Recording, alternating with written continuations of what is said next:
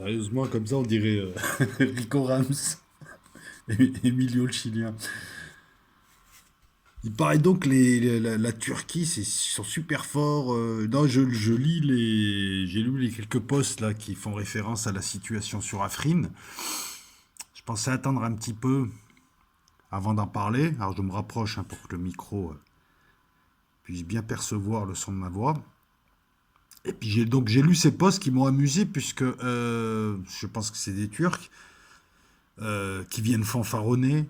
Tu as vu, on est devant Afrin, ils sont où, les Kurdes, etc., etc. Moi, je serais vous, je fanfaronnerais pas trop, hein, pour plusieurs raisons. Hein.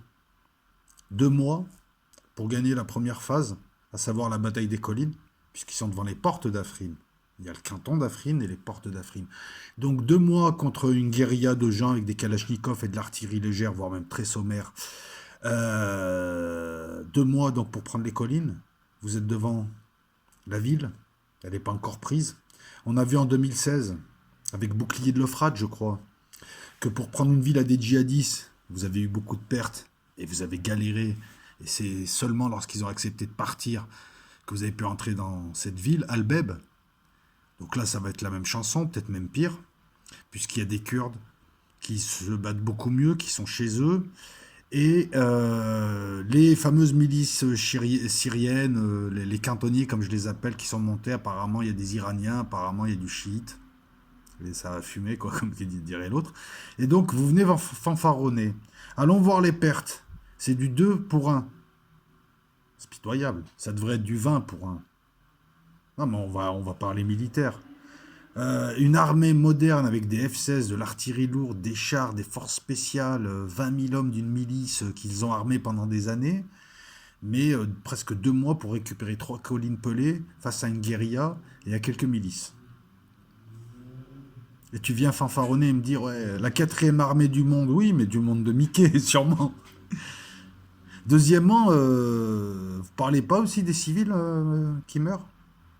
Puis en troisième lieu, j'ai envie de poser une question à tous les Turcs. Mais de quel droit Erdogan rentre en Syrie? De quel droit Erdogan, depuis le départ, arme des gens qui ne représentent qu'une faction de Syriens, hein, je parle de la LS, pour virer un président que les autres reconnaissent? De quel droit il fait ça? Comme un vulgaire américain. Après avoir laissé rentrer des djihadistes, fermer les yeux, après avoir volé du pétrole syrien, après, mais de quel droit? Donc t'es fier. Moi, je pense que la Turquie, et beaucoup de Turcs, je le dis sincèrement, puis de toute façon, je vous emmerde.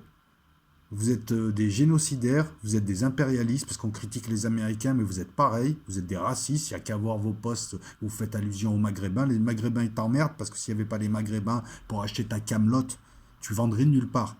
Hein, s'il n'y avait pas les Séoudiens, les Algériens, tout ça, pour acheter ta merde et tes séries de merde, et je te le dis comme je le pense, voilà, alors ton petit mépris là, de type du tiers-monde qui se croit au-dessus des autres parce qu'il a 3 chars et il a sucé le boule aux Américains pendant 60 ans, tu peux te le mettre dans le cul. Tu rentres dans un pays, tu participes au massacre de ce pays, ton petit calife là, 2 francs 50 là, que personne ne peut blairer, tiens par les couilles, je te le dis comme je le pense, l'Union Européenne, parce qu'il les menace de chantage et de leur envoyer 3, 4, 5 millions de migrants, même la mère Merkel, elle n'en veut plus. Personne veut de lui en Europe, personne ne peut se le blairer. Il veut aller piquer des terres grecques, jusqu'à preuve du contraire, en tout cas la légalité internationale le démontre. Il s'est installé à Chypre, il s'installe. C'est qui le génocidaire qui a génocidé les Arméniens et qui les a volés à 3 reprises, qui maintenant génocide des Turcs, enfin génocide pas des Turcs, mais enfin, hein, bon, bref, en tout cas.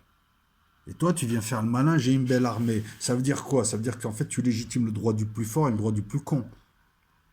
Donc, t'es un barbare malgré tes séries à 2 francs 50, tout ça. Ce que je n'aime pas, c'est ce nationalisme de merde qu'on voit un peu partout, de gens qui se sont fait défoncer la gueule pendant des siècles et qui font les beaux dès qu'ils peuvent taper sur plus faible qu'eux. En l'occurrence là en Syrie, que ce soit des Kurdes ou des Syriens. Qu'est-ce qu'Erdogan fout là-bas? Ça s'appelle la Syrie. De quel droit il s'immisce dans une affaire qui ne le concerne pas? Il rentre dans une guerre civile, il prend des bouts de Syrie, parce que de toute façon il va gicler, c'est un âne batté. Donc tu viens faire le malin, moi je te réponds sur le même temps, et je viens de te dire juste un truc. Oui, moi je pense que beaucoup de Turcs là qui sortent leur drapeau, qui sont là, bite à l'air, ne sont juste que des petits beaufs nationalistes. Je le dirais pour n'importe quelle ethnie, n'importe quel pays. Des petits beaufs. Vous allez vous en prendre à... Voilà. Mais le retour de bâton, il arrive, hein. Parce que Poutine, en tout cas, joue avec Erdogan. Les autres peuvent pas se le blairer. Connaissant les gouvernements occidentaux, dès qu'ils peuvent lui mettre un coup de couteau, ils vont lui en mettre un par derrière. Mais pour l'instant, ils ont fort à faire. Et puis surtout, le grand maître américain leur a dit fermez votre gueule et supportez le Turc pour l'instant. Parce que les Américains sont pas nets. J'ai envie aussi de dire aux Kurdes, voilà la situation. Il y a 2 mois, je faisais une vidéo. Il y a 2 mois, tu avais la possibilité de négocier avec Assad et la Russie. Tu te serais évité une guerre. Tu aurais pu négocier ta vaillance et ton autonomie. Parce que tu t'es quand même bien battu, il faut être honnête. Je veux dire, les Kurdes, ils se sont battus courageusement, comme tout le monde, comme tout le monde, comme tout le monde. Hein. T'es pas Superman non plus. Mais qu'est-ce que t'as fait? T'as suivi les Américains, alors qu'il suffit d'étudier l'histoire pour voir qu'à chaque fois qu'un pigeon suit les Américains s'en servent et le jettent. Eh bien, regarde, ils sont où les Américains? Elle est où l'Union Européenne? Ils sont où l'OTAN? Tu te fais massacrer à Afrin, et les Américains ont apparemment donné l'autorisation à Erdogan d'aller à Manbij, qui est syrien. Je ne comprends pas. C'est les Américains qui décident de qui rentre en Syrie ou pas. Ça va mal finir cette affaire. T'aurais négocié avec la Russie, les Turcs ne rentraient pas, parce que c'est les Russes qui distribuent les tickets. Ils ne rentraient pas. T'aurais négocié avec Assad, une bonne autonomie, un bon truc, et tu serais resté syrien. C'est ce que je dis depuis le départ, c'est le bon sens. Les Kurdes ont raté une occasion de... Enfin, l'occasion existe encore, puisqu'apparemment, ils sont tous demandeurs. Voilà. Mais en t'alliant avec Satan, avec une très longue cuillère, bah, tu t'es fait avoir parce que tu as un petit démon, alias Erdogan, parce que, excusez-moi, mais ce type-là est infect et gerbant. Je vois pas pourquoi on soutient ce type-là. Il aurait été blanc, on aurait dit, sale américain. Ben là, lui, c'est pareil. Quand je dis sale américain, j'insulte pas les Américains. Et là, je vais pas dire sale turc non plus. Non, mais ce que je veux dire par là, c'est que pourquoi Erdogan, on tolère, quoi. Ça me fait un peu penser à cette colonisation. Les Turcs ont colonisé le monde arabe, mais tout le monde s'en fout. Ouais, c'était bien, c'était cool. Il suffit que ce soit d'autres pays, et là, on t'en parle pendant 8000 ans. Surtout que quand je vois ce que pensent les Turcs des Maghrébins, de nous, ouais, c'est ce côté, tu regardes de haut, il n'y a pas de quoi regarder de haut les Maghrébins. Je veux dire, t'es qui? T'es qui? T'es immigré en Europe aussi. C'est de la beaufrie du nationalisme. Donc pas besoin de fanfaronner avec votre armée en bois, qui ne s'attaque qu'à des milices, qui ne s'attaque qu'un traître. Cette armée-là ne tiendra même pas devant l'Iran. Et il suffit pas d'avoir des F-16 et des gros connards qui les conduisent pour être des guerriers. Les guerriers, ils sont au sol, ils sont là-bas. Hein. Bon, bref, voilà, à la limite, je vais même dire, et je vais arrêter de dire à la limite, mais je pense que les Kurdes sont plus courageux sur le coup, quoi. Parce que quand tu arrives avec tes avions et tes chars, et si vous êtes soutenus. Un pays civilisé, démocratique, c'est un pays où on aurait vu plein de Turcs dire c'est pas bien cette guerre, c'est de la merde ce que vous faites en Syrie. Mais vous, tant que le gars il est fort, c'est votre idole. Voilà, des gros bras, il fait le matamor, voilà. Ben, il va tomber. Il va tomber dans les 2 ans, ce type. Voilà. Pour l'instant, c'est la bitch de Poutine. Voilà, il a détruit la Syrie. Après, je vois Le Drian aussi qui arrive. Oui, c'est pas normal. Je vois BHL, je vois Hollande, il faut menacer la Russie. Mais j'ai envie de le rappeler, c'est vous qui avez armé l'ALS qu'utilise Erdogan pour attaquer les Kurdes. Vous êtes schizophrène, je comprends pas.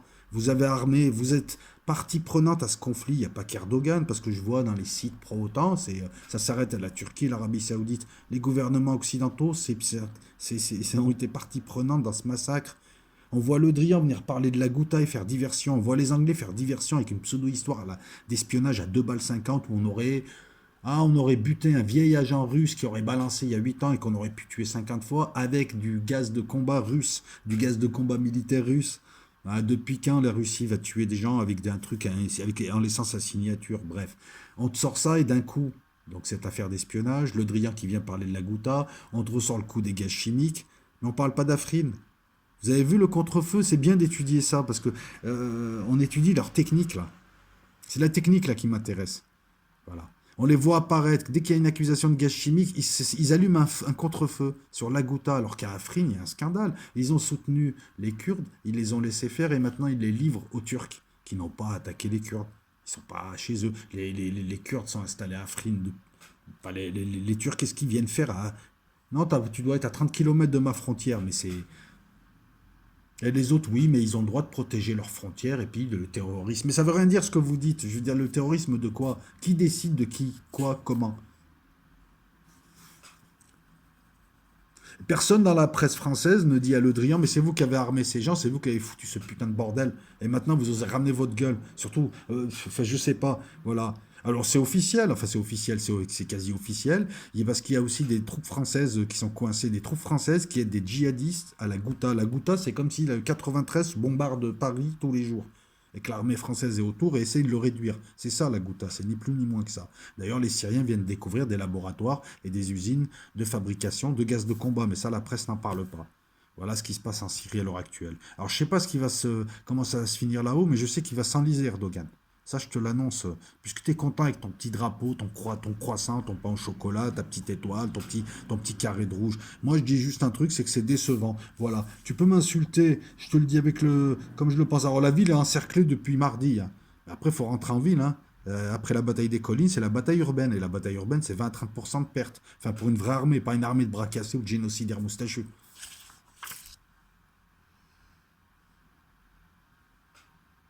Voilà, les Kurdes, je vais reprendre ce que j'ai noté. J'avais noté deux, trois trucs. Qui vous aide? Bachar el-Assad, il a laissé passer des troupes. Sinon, vous étiez encore plus dans la merde. Ces troupes-là, elles ont été vitales d'ailleurs pour bloquer un peu les. Parce que vous avez tenu 50 jours. Il n'y a que depuis 10 jours que vous reculez. Qui est prêt à vous aider? La Russie. Elle vous a toujours dit, je vous donne du fric, je vous fais rentrer dans l'affaire, vous avez une autonomie, je vous protège de tout le monde. Pourquoi t'as refusé ça? T'es pas pragmatique? Surtout que t'as l'histoire qui t'indique que les USA, c'est des traîtres. Ils t'ont donné quoi? Trois tablettes de chewing-gum et deux M16. Qui t'attaque? Bah, la l'ALS, hein, formée par qui? Les services anglais, les services français, la Turquie, membre de l'OTAN, et qui regarde les USA, l'OTAN et l'Union européenne. Et quand je parle d'Union européenne et quand je parle du USA, tout ça, c'est pas les populations, puisque les populations sont leurrées, monsieur et madame, tout le monde regarde la télé, n'a aucune raison de douter, c'est tellement gros le mensonge. Puisque la presse continue toujours à mentir par omission, prenons l'exemple de la Ghouta. Encore une fois, techniquement, vous allez voir, ils mentent par omission. On te dit, il y a un cessez-le-feu qui a été signé. Après, on te dit, le cessez-le-feu n'est pas respecté. Point. La France a demandé au gouvernement syrien, nanana. On te fait croire que c'est le gouvernement syrien qui refuse le cessez-le-feu. Or, le cessez-le-feu a été fait à la demande du gouvernement syrien pour pouvoir sortir un maximum de civils. Tu vois, je vais démonter le mensonge de la presse française. C'est pour sortir un maximum de civils, pour isoler un maximum de combattants à l'intérieur, et là, tu peux bombarder tranquille s'il y a que des combattants. Donc c'est beaucoup plus facile pour eux. Donc ils n'ont aucun intérêt à casser un cessez-le-feu qu'ils ont demandé, qu'ils les arrangent tactiquement, militairement sur tous les plans.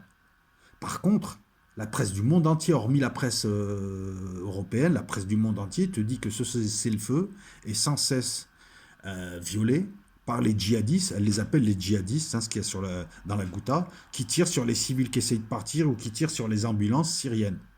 Ben, la presse, là, elle ne t'en parle pas de ça. Elle te donne certains éléments, elle te les met de telle sorte que tu penses que les uns sont liés avec les autres alors que c'est un alignement de choses qui n'ont pas de lien. Et elle évite de parler d'autres éléments qui se sont passés. Tu vois, comme elle parle très peu de l'utilisation de gaz de combat par les groupes djihadistes, gaz de combat qui a été donné par les services turcs. Voilà, il faut décrypter quand tu vois le Drian commencer à s'agiter, cette petite merde, parce qu'il n'y a pas d'autre mot pour qualifier ce genre de merde méprisable, alors qu'il sait très bien qu'à l'intérieur, il y a des gens, des forces spéciales françaises, de la DGSE en uniforme, coincés à la Ghouta. Hein. Et c'est la deuxième ou troisième fois que ça se passe, c'est-à-dire que les Syriens les encerclent, les chopent et les remettent à la France discrètement. Ils sont un peu cons, hein. Ils ont déjà remis une vingtaine de types de la DGSE et des forces spéciales il y a quelques années. Ils sont un peu cons. Moi, je les garderai, je les montrerai à tout le monde.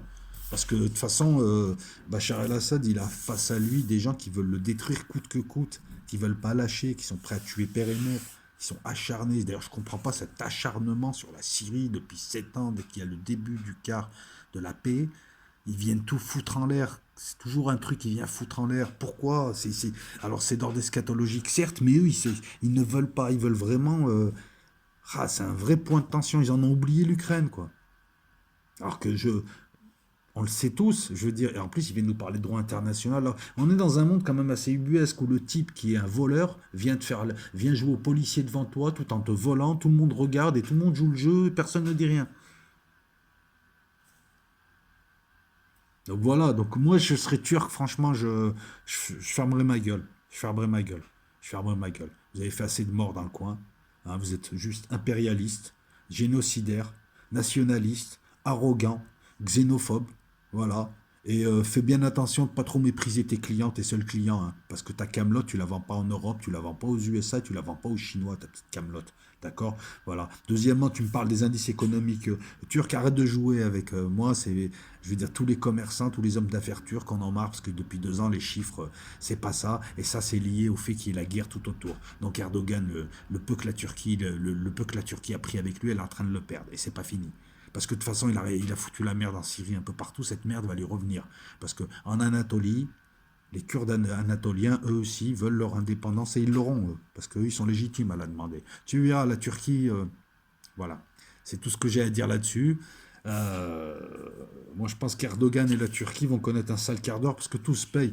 C'est un félon et un lâche qui a attaqué la Syrie, qui a pactisé avec les Américains. Comment il peut se permettre d'ouvrir sa gueule et de parler des Américains et des Européens alors qu'il est allé les voir, il a participé avec eux à la magouille pour détruire la Syrie? C'était pas son premier coup d'essai, parce que déjà Erdogan, enfin les services, pas Gulen, mais Goul à l'époque, je crois que c'était les services turcs, tout ça, avaient déjà travaillé en Bosnie contre les Serbes, avaient travaillé un peu partout, je veux dire. C'était l'époque de la fameuse Légion islamique dans les années 90, où les Saoudiens achetaient des armes et les Turcs les acheminer en Bosnie. Vous faites les malins, mais il n'y a pas. Je sais pas. Alors ensuite, qu'est-ce que je peux dire que moi je m'attends à ce que ça bouge aussi entre Israël et l'Iran à tout moment. On ne peut pas prévoir, mais bon, apparemment les deux sont déterminés à en découdre. Les Iraniens parce que voilà leur ennemi c'est Israël et Israël parce qu'ils n'ont pas le choix, ils sont dos à la mer. Donc ça peut être violent, sachant que les deux n'ont pas envie de lâcher, sachant que derrière les deux il y a l'eschatologie. Après, qu'est-ce que vous voulez que je rajoute d'autre? Le Hezbollah en bas, oui. Enfin, il n'y a rien de nouveau hormis ça, quoi. Donc voilà, donc il n'y a pas besoin de pérorer les pro-turcs. Voilà, quand je parle alors, tout ce que je dis là, je m'adresse aux Turcs qui sont comme vous, là, avec leurs drapeaux, là, qui sont nationalistes. Putain, mais un Français, il mettrait son drapeau comme ça, tu le traiterais de raciste, FN et tout. Vous, on voit que vos drapeaux. Il y a deux drapeaux qu'on voit en France, les vôtres et les Algériens. Alors, les Algériens, c'est pas le but du propos, surtout que les Algériens n'attaquent pas en traite la Syrie. Mais vous, vous êtes avec vos drapeaux, vous n'avez pas l'impression d'être des gros beaufs nationalistes, en fait, de tous vous ressembler. Je parle à ces gens-là, s'il y a parmi vous des Turcs plus raffinés, hein, un peu moins lourdeaux, un peu moins carrés. Et puis je m'excuse de ma franchise, mais je le pense, donc je vais pas faire l'hypocrite, je vais pas dire oh ami turc machin. Moi, ça me dégoûte de voir ce que fait votre calife de merde, et ça me dégoûte de voir qu'il n'y a pas beaucoup de Turcs qui lui disent mais qu'est-ce que tu fais en Syrie, tu tues des musulmans. Il se dit musulman le gars, hein. Moi je le prends sur son terrain. Il se dit musulman, c'est un frère musulman. Les ennemis des musulmans, c'est les frères musulmans, c'est les groupes djihadistes. Putain, c'est les Tariq Ramadan, c'est ces gens-là, cette confrérie, quoi. C'est la franc-maçonnerie du monde arabe, elle est satanisée et elle a détruit les États nationaux, les États nationalistes, un islam plus ou moins moderne, un islam plus ou moins traditionnel qui a ennuyé personne. Et je sais pas quoi, vous valez pas mieux que de toute façon. Voilà, bon, je vais la poser aujourd'hui. On est le 13, donc on est mardi, il est 22 heures. Le débat demain matin, Jean Robin, je suis à toi demain. Non, je rigole, ça va être tranquille. Ça va être tellement tranquille que ça va être tranquille. Hasta la vista. Et à bientôt, Jean.